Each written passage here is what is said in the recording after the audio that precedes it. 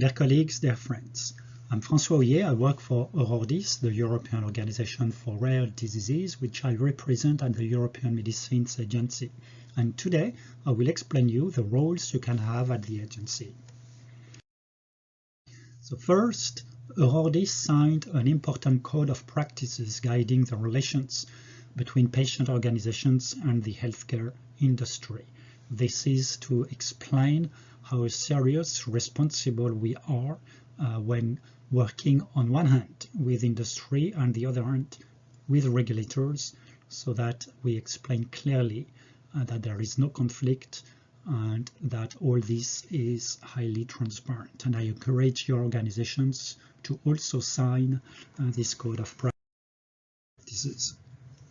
If you want to learn more details on how patients work with the EMA, there is an annual report published on the website of the EMA that explains all the interactions between patients, consumers, healthcare professionals, and the European Medicines Agency. To give you an idea, each year, and even during COVID-19, it's more than 1,000 patients who interact with the agency in one of the many activities. And here a few are listed. For rare diseases and orphan medicinal products, there is a committee called Committee for Orphan Medicinal Products, where patients are full members. Scientific advice and protocol assistance, which is specific for rare diseases. This is to provide advice to the developer of the product, for example, on how to measure the efficacy, how to measure quality of life, or how to design the clinical trial, etc., etc., etc., where the contribution of the patients can be very rich.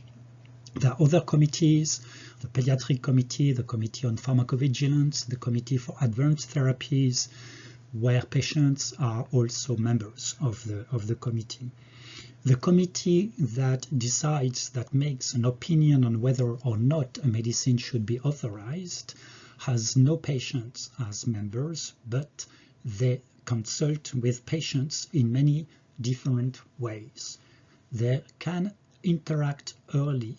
The rapporteurs who are appointed to evaluate efficacy, safety, and quality can interact early via a short document based on interviews of patients, usually done by Houyez, for them to have in mind what really matters to patients regarding the disease, the treatments that already exist for the disease, and what patients would expect from the new treatment. Later in the evaluation process, if there are specific questions for clinicians and patients, the same committee can organize scientific advisory group meetings. And later, if there are still outstanding issues, they can call for an oral explanation with the company, where again patients and clinicians can contribute and understand the decision making. Other activities are from many task forces and working groups at the EMA, and of course the Patients and Consumers Working Party.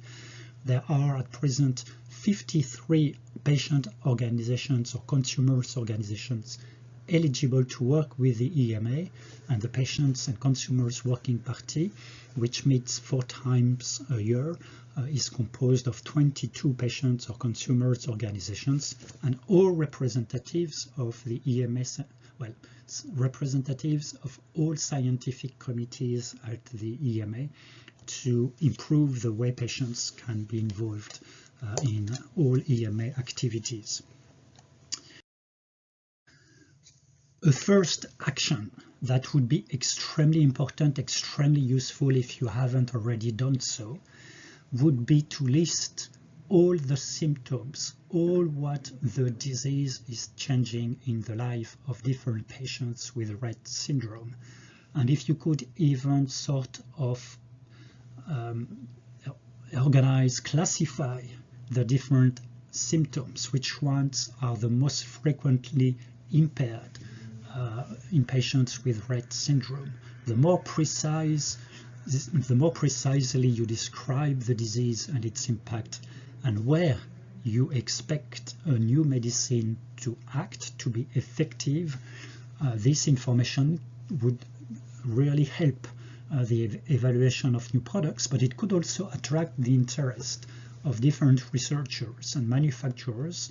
Maybe they have products that could help addressing one symptom in particular or different symptoms. But to define your own unmet medical needs and how you see the disease manifestations in general and in different subgroups of patients is extremely useful.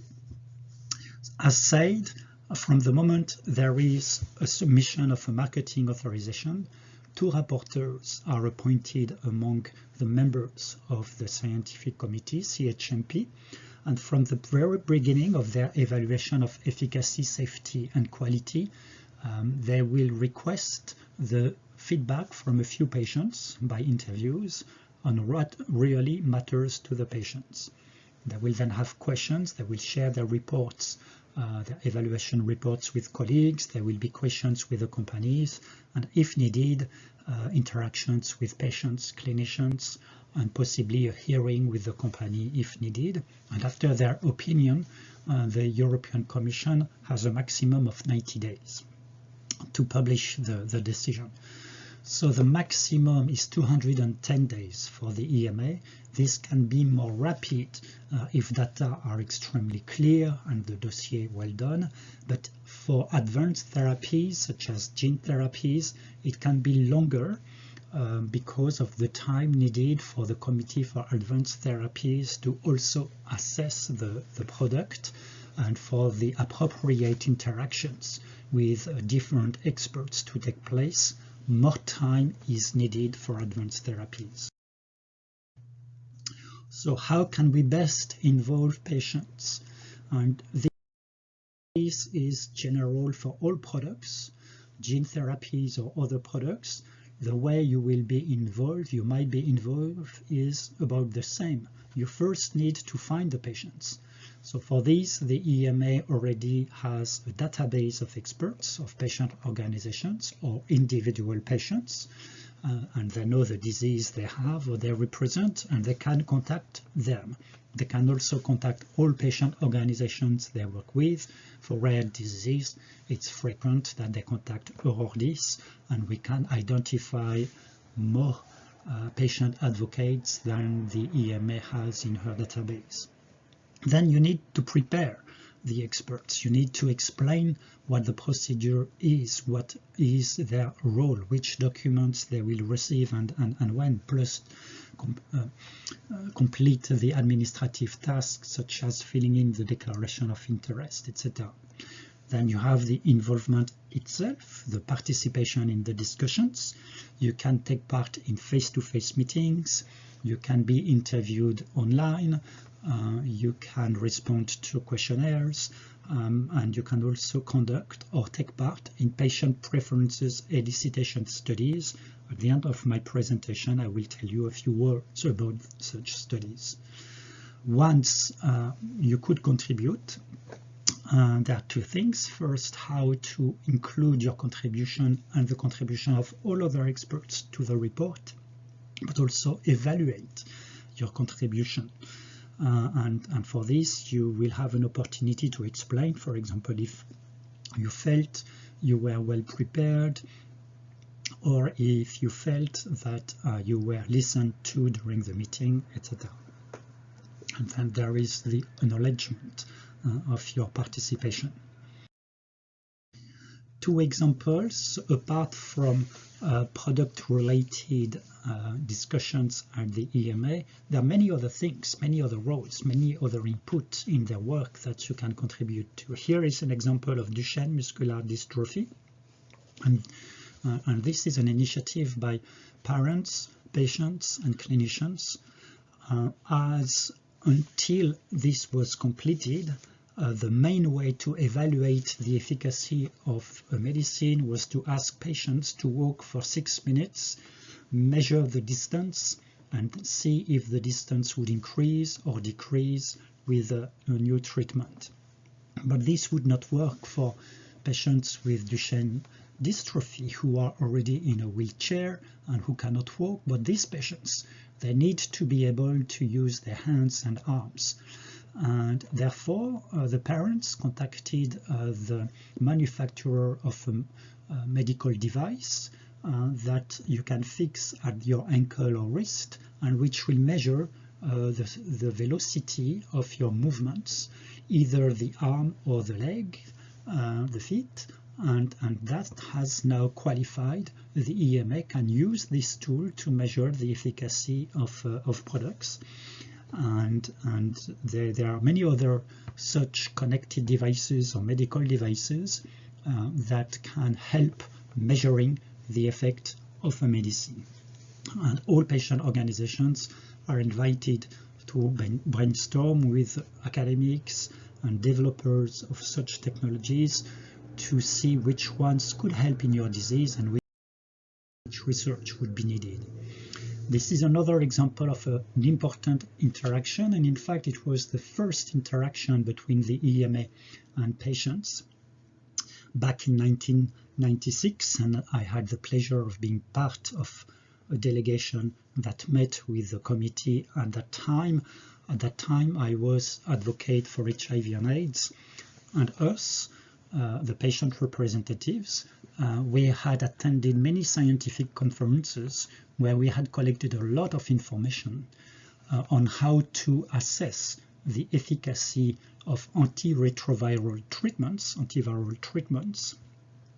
not based on mortality or new cases of AIDS, but the efficacy of the products in reducing the numbers of copies in the body, knowing that if you can guarantee that the number of copies can be reduced below a certain threshold, this would translate in lower mortality 6 months later.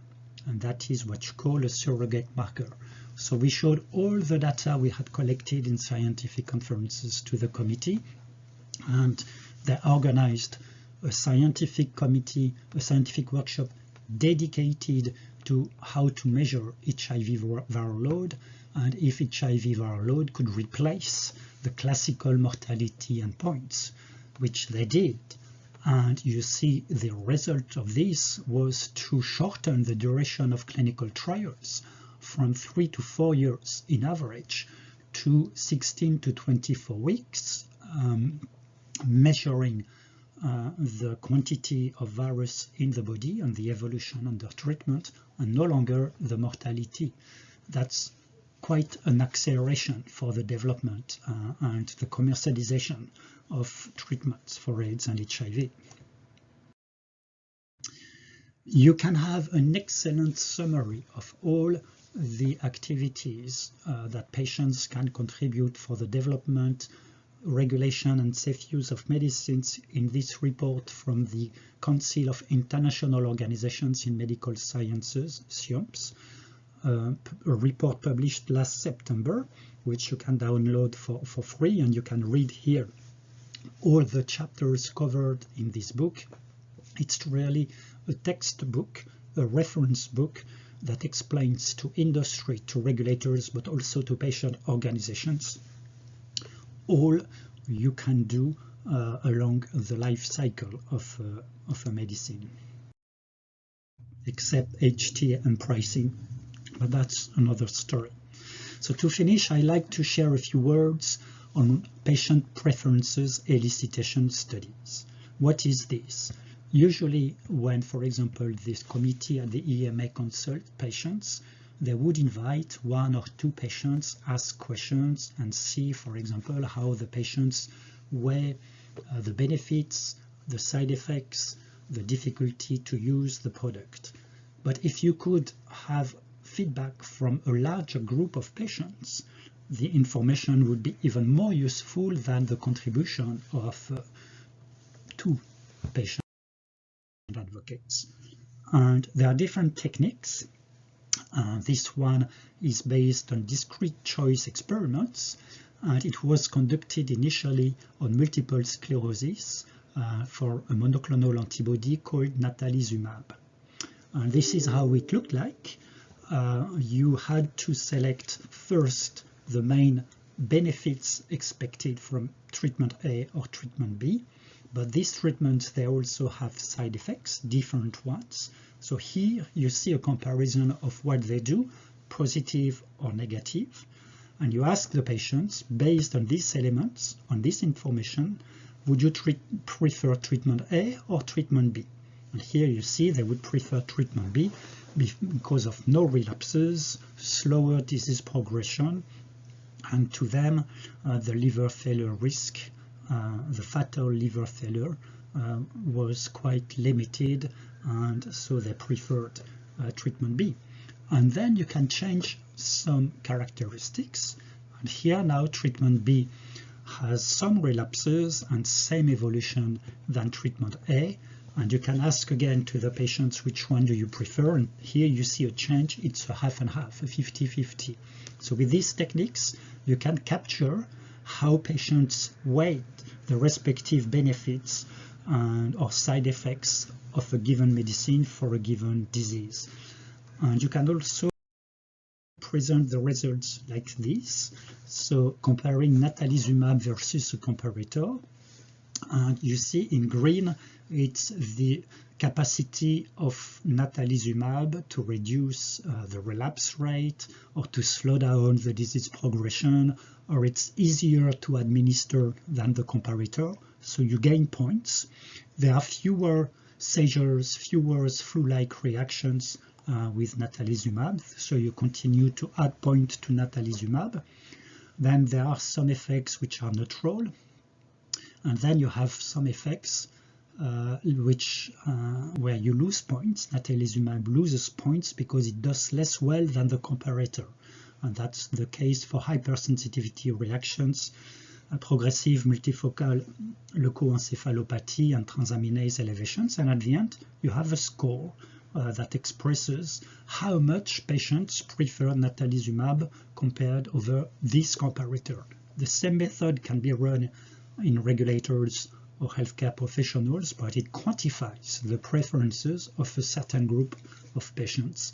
And this information can be extremely useful as an information among many other information when the regulators are making their decisions. To conclude, I would say that engaging with us, the patients, is not just to contribute to the evaluation of medicines, but it's also a matter of trust and transparency.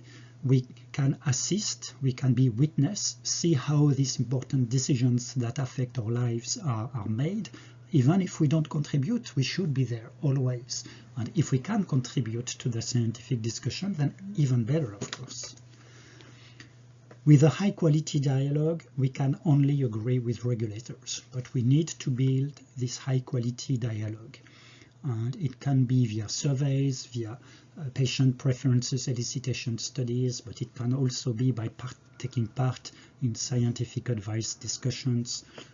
We can only agree with regulators if we have the quality dialogue we need. And the EMA would be extremely interesting in the years to come or months to come to expand, to explore new methods to capture, to obtain feedback from patients via different techniques like the patient preferences elicitations. For all this to work, we need to be trained on all the possibilities we have to influence, inform, take part in regulatory activities. The Houyez Open Academy or the UPATI program are examples where you can register yourself, if you haven't done so already, to learn from other patient advocates what it means to develop and evaluate a medicine and how the regulatory process works. And with this, I would like to thank you very much for your attention.